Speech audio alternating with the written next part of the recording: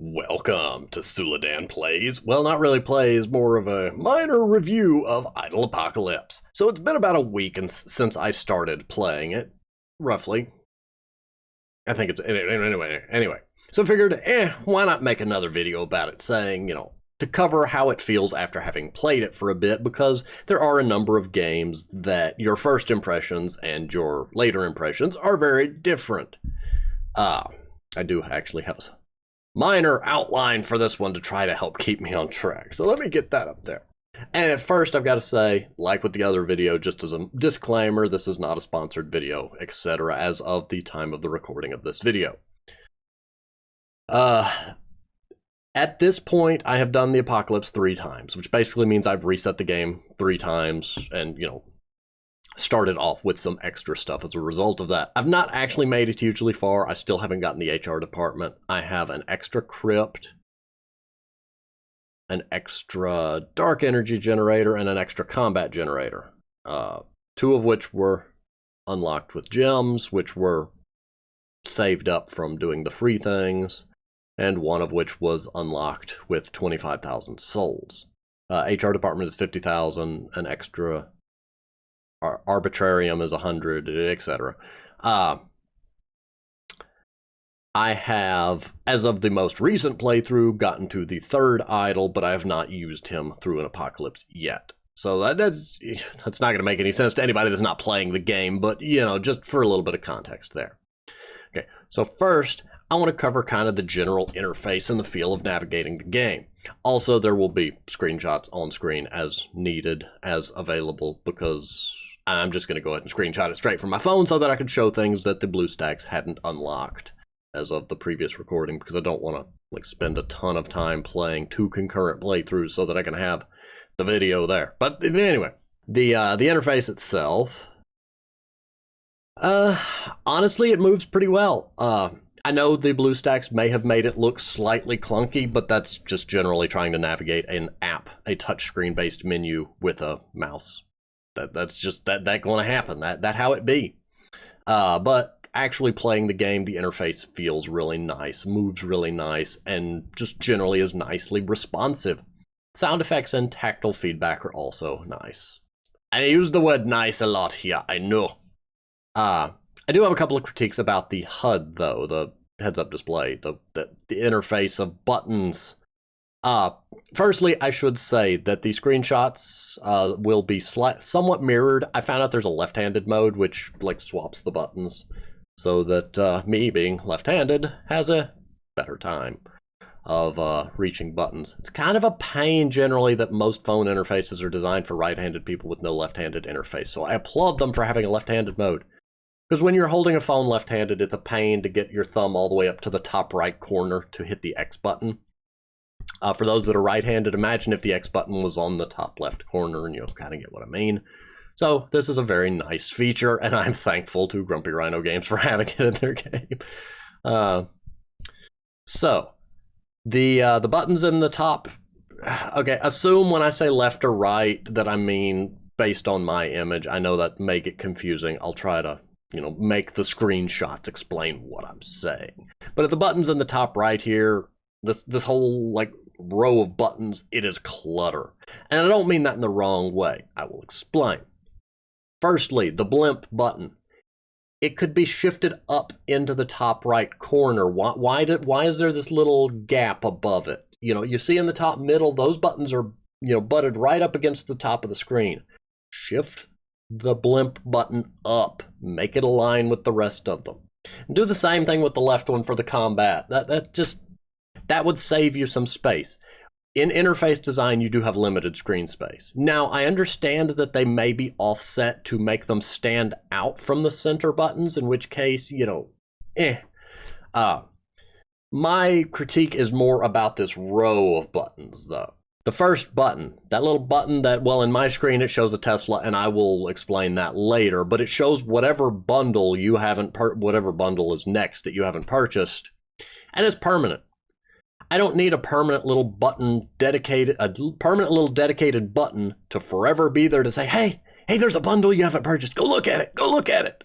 Maybe if you buy it, the button will go away. That a lot of games do that, and I find it I don't really like it. It is a button taking up screen space permanently on my screen, and I want it to not be there because I want as much screen space as possible for the enjoyment of the game, and too many interface elements can draw away from that. Okay, below that button, you have the add boost button icon, which I do sort of like because it tells me at any time how much longer the add boost will last. I love that. What I don't like is the golden exclamation point that is on it. That shouldn't be there perpetually. That should only be there either when the add boost has run out, or maybe when it's in its last hour, or, some percentage of the total. The exclamation point always being there takes away from the function of an exclamation point. It is like retail stores that make all their price tags the same color. I work at a store that does this, and it's annoying. About 3 times a year, we will randomly change to a new color because, oh, that's eye-catching. No, it's not eye-catching when you did it to 99.9% of the tags in the store. They just blend together into an ocean of color. The purpose of basically, when you're doing something to catch somebody's eye, having it permanently there means it's no longer eye-catching. It would serve a better function if it only showed up when it needed my attention, like the exclamation point that appears on the Blimp button when the Blimp is there. I miss that one a lot too, but we'll get to that. I just think that it should only be there at certain times, the exclamation point specifically, and I will get to what I think should be done with the add boost icon thing when I get to the suggestion phase after I've mentioned all the buttons. Next, we've got the wheel spin button, which honestly, it used to only show up when I had wheel tokens. It became persistent seemingly when I used the quote-unquote cheat codes for the game. They're not actually cheats. The game, when you go into the options menu, it's got the box at the top for entering cheat codes. The game's wiki has a list of the ones that are currently functional. And after I did that, the little wheel icon seems to have become permanent. Warning me in advance, I wouldn't have used the code for the aforementioned reason of, now I've got another button. Just don't have it visible unless you've got a token to spin the wheel. Actually, no, never mind. I think I do know why it's active. One of the codes gave me tokens for a wheel that I can't use yet. It was like nether tokens or something. I bet it's detecting those and becoming persistent because of it. So once I get the ability to use those tokens, it may vanish. Who knows? We'll find out someday. Okay, after that, you've got the task list. Basically, there's a to-do list from Sid each time you apocalypse where you can give him some items and he'll give you some things. Generally it's just useful items or electricity or trinkets that the heroes may drop. I don't like that it's always there, gonna be honest. It is, again, a persistent icon that is just lingering there perpetually and being somewhat screen clutter. Now, I kind of mentioned the Blimp already, but we'll double back to that when I get to the full discussion of the Blimp, because the Blimp deserved its own topic. But my suggestion for the buttons is collapse them down into a single menu. Have one icon and then 2 timers beneath it, one showing you the time for the Blimp like it already does, and then a second little timer, a different colored timer probably, to tell you how long your add boost lasts. Then you have all the functionality of the original menu, but collapsed into the space of about 1.6 buttons. I mean, it's 1.6 times the height of the original, of the buttons in general, because you've got the size of one button and then 2 little timers taking up, less than the space of a button. Then when you tap that icon, the whole menu would come out and you'd have the Blimp button, the yada, yada, yada, all the buttons. Then you could, save a lot of space and have just as much, if not more, functionality. I just really, really like that. The concept of doing that. And then on that main icon, you could have a gold exclamation point when the Blimp is there and some other colored mark when the add boost is wearing off, and you'd actually have more functionality than you started with, but at about 1/5 of the screen space usage. Food for thought. That just seems like it would be a market improvement. Now, with the interface aside, we can dig into the gameplay stuff. I'm going to be honest, the game has held up really well. It's still fun. Yeah, I mean, assuming you enjoy idle games and games that, you know, take time and your occasional intervention. But, you know, now, first thing, I had honestly intended to have a section here kind of critiquing the fact that the game runs at 25% efficiency when idle. Because honestly, my mind just locked onto that, oh, it's only running at a quarter of its full speed. Arrgh! And the first night I played the game, I honestly turned off the idle timeout on my phone just so I could run at full speed because my mind locked onto that. I'm going to be honest. The more I've gotten used to it, the more I've noticed that the 25% speed is actually pretty comparable to normal idle game, you know, input speed. I mean, speed of production. It's actually a pretty good speed, so I think most of it's just the psychological impact of seeing that you're only running at a quarter of efficiency and your natural inclination to want to run at full efficiency. But when you ignore that, it runs at a pretty good speed. I still haven't gotten the HR department, but you know, the wiki does say that with the fully upgraded HR department, basically you unlock it with 50,000 souls and it is now permanent. But each time you apocalypse, it starts at level 0 and you have 2 upgrade tracks of, you know, level 1, 2, 3, 4, 1, 2, 3, 4. One upgrades the amount of time you can stay idle, the other upgrades the efficiency of idling. Basically, it's 1 extra hour, 2 extra hour, 3 extra hour, 4 extra hour, and then 6.25 extra percent, 12.5 extra percent, etc. to 25 extra percent, so that you can go from the vanilla 25% 4 hours to 50% 8 hours, which is a market improvement. My only critique is looking at the items required for upgrading. You're gonna spend a lot of time each time with an unupgraded HR department. Because I think even as far as I've gotten, I would only be able to get the level 1 increase. Which, you know, again, not bad.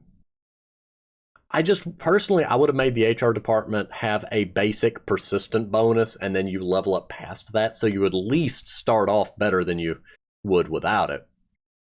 This is assuming the wiki is accurate, as I have not experienced it for myself yet.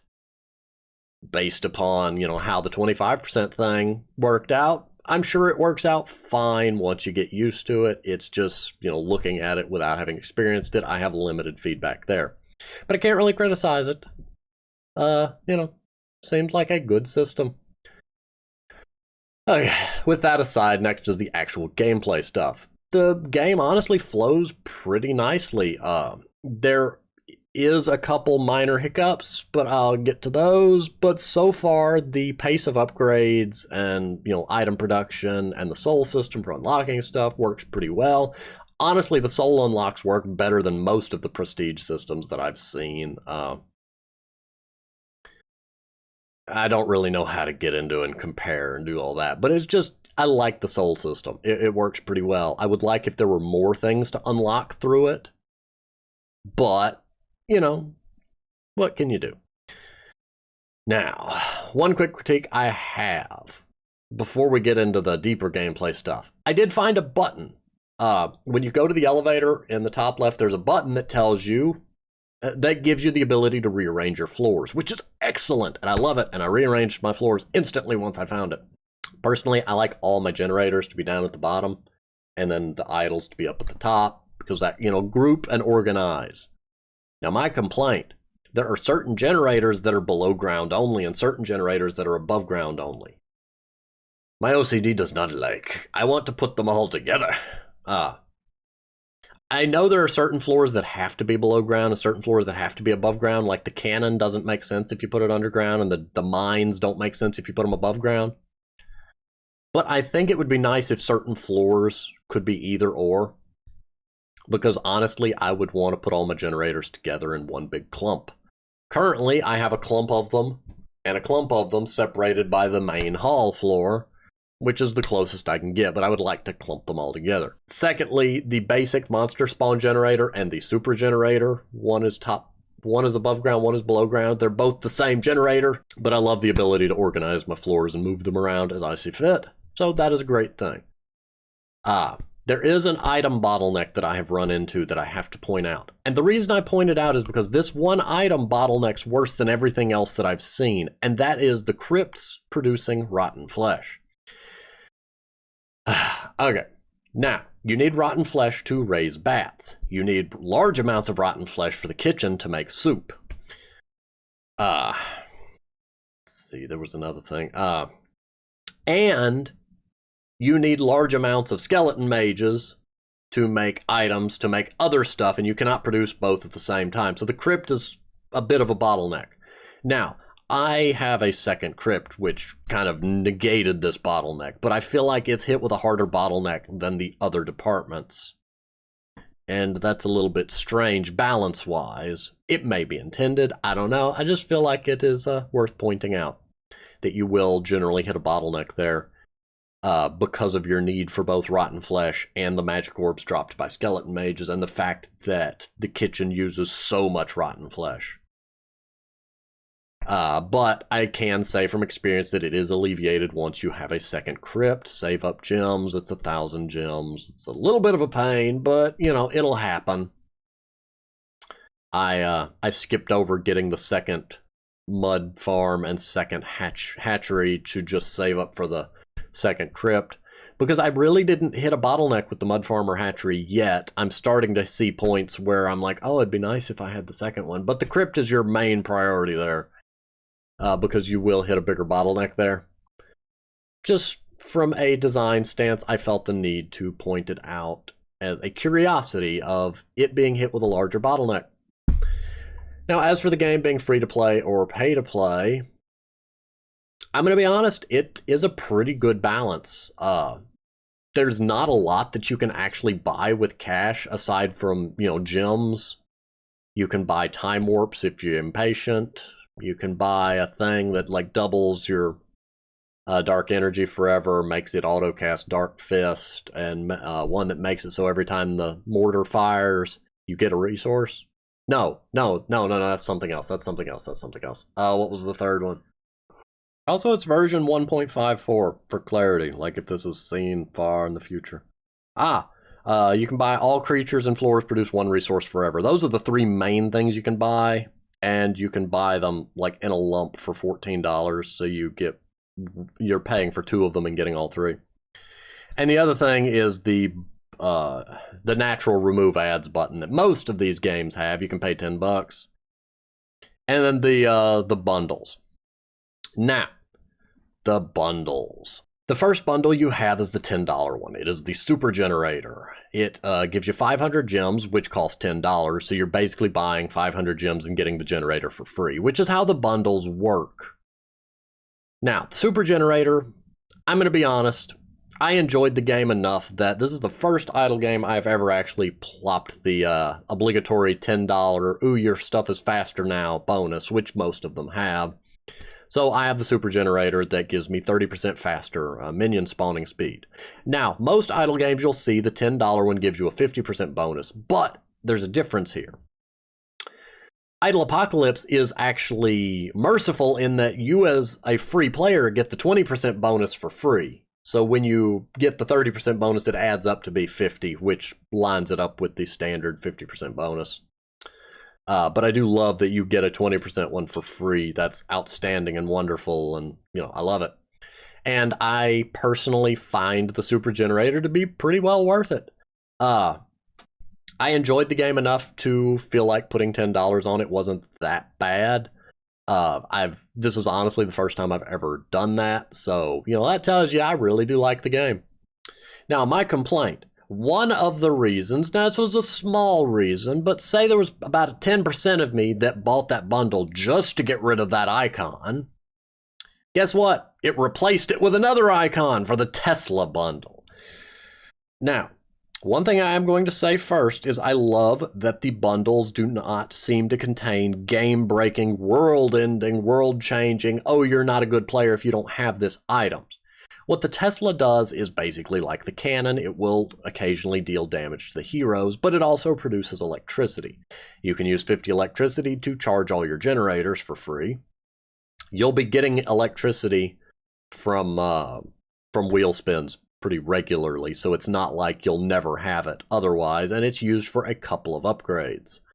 But you'll generally have enough from wheel spins to, do so. My problem, the Tesla bundle is $30. Now, if I was somebody that was inclined to throw that kind of money at app games for the premium currency, that would be a nice little bit of gravy on top, and as the Tesla is not a big required generator, it's just kind of, that's neat. But I feel like $30 is a big price tag. And what frightens me more is I'm afraid that if, let's say hypothetically, if I bought it, there's a gem bundle for $49, and there's a gem bundle for $99. Technically $50 and $100. I truncated it, but I don't want to do that. But what happens if you buy the Tesla, and then you find out, oh, there's another floor for $50, and you buy that, oh, there's another floor for $100. Some poor soul out there has probably spent $200 just to get the floors. Like, don't get me wrong, I like completion. Okay, I'm a bit of a completionist. I like to have all the stuff. I ain't throwing that kind of money at an app just to find out. But I love that these things are not pay to win or in any way hugely world-changing enough to make the player feel bad for not having them, and that they are just gravy for those that are willing to buy them.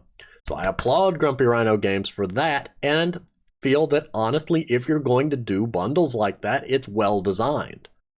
Do I want the Tesla? Yes. Do I feel bad for not having it? No. That's the key. I don't feel punished for not having it. Some games with the premium aspects punish players for not having it. So I want, again and again, I want to applaud that they're doing very good at it. I just feel like the jump from 10 to 30 was a bit much. Maybe put the Tesla on the $20 bundle. But that's just my opinion. I think that overall the bundle is really well done.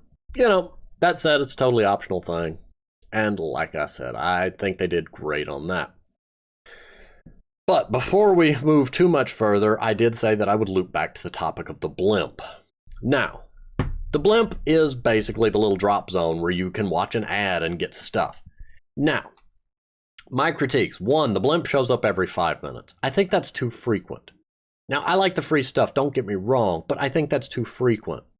I think that, well, let me rephrase. I think it is too frequent given that if you're not there when the Blimp shows up, the Blimp leaves. I don't like that part. Now, if the Blimp waited for me and just whenever I came back, oh, there's an ad, I can watch it, I'd watch a lot more ads to get a lot more free stuff than me having to wait on my phone for the Blimp to show up because if I'm not there, it's going to leave. I feel like that was a little bit of a clunky design choice. One idea would, like I said, be to have the Blimp wait there, and just when I come back, I can watch the ad, and then he won't come back for, N minutes. N being an indeterminate number, basically if it's 5, if it's 10, if it's however long you want it to be. But then knowing that when I come back, there will be a Blimp waiting on me would increase the number of ads viewed, which for the developer would increase ad revenue. Now, my personal suggestion would be to change the timer completely, make the Blimp show up every half hour or hour, but when it arrives, you have the option to watch multiple ads to magnify the bonus. Like, say it shows up in every 30 minutes, and then waits for me. The waiting for me part is important because I don't want to set a 30-minute timer and have to be at my and fly back to the phone to see the Blimp the moment it gets here. But say you watch 1 ad, you get a little bonus. You watch 2 ads, you get a bigger bonus. 3 ads, bigger bonus. There is a point where people aren't going to want to watch 12 ads in a row, but then you would be able to increase the amount of time between Blimps showing up, have the Blimps be persistent, but still maintain a semblance of the same amount of possible bonuses because you would be able to boost the bonus up to whatever level. Instead of getting a 1-minute power time skip, you watch 2 ads or 3 ads and get a 2, 3, 4-minute time warp instead. Just magnify it. But having the persistent Blimp to me would be the biggest change that would be glorious. A lot of idle games I've seen that do the occasional ad thing generally have had a persistent one, and this is the first game I've seen that didn't, so it stands out to me. I don't know coding-wise how, doable that would be for them, but that would be my suggestion. I personally, if it was me, would make the blimp show up every hour with the ability to watch up to 6 ads to fully boost that bonus up as big as possible. And then the blimp leaves, comes back an hour later, and then waits for me until I show up. So if I come back an hour and 30 minutes later, the blimp is still there waiting. But that's just me. That would be my suggestion. To summarize, the game is really fun. The interface flows nicely, the HUD is nice, but I would suggest condensing those buttons. The flow of items and upgrades, with the exception of the Rotten Flesh bottleneck, the Crypt bottleneck, other than that, the flow of items and upgrades is really nice. The game easily lends itself to being free to play while allowing you the option to pay a little bit if you'd like, while not making you feel left out if you're a free-to-play player. I personally think the Super Generator bundle is well priced and worth it.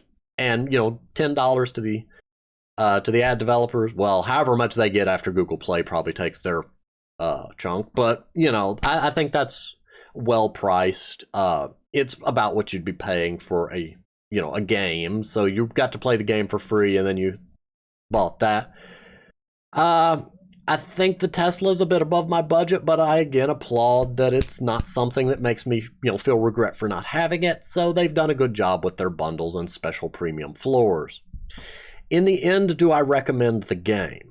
Yes, honestly, quite heavily so, if you like idle games. I think that it has a delightful sense of humor. I love the fact that the Sid and the minions not those minions, different minions. Sid and the cultists have very interesting conversations with one another. The conversations change as you unlock new things. Same goes for the idols. I honestly, the way I would say it is this is the first app I have ever been inclined to pay money towards like this. So that says I like it a lot. I really do. There is also an upcoming game from Grumpy Rhino Games called Idle Masterminds, as well as a couple of older games in Idle Empires and Idle Armies. I forgot to mention that before. They do have a Twitter at Grumpy Rhino Games, and they have a website, grumpyrhinogames.com. So, that has been my thought on Idle Apocalypse so far. Thank you for watching. I'm going to go ahead and pause here, and I will see you on whatever next video you happen to see. Assuming I don't do another one of these later. I don't know. We'll see. See you later.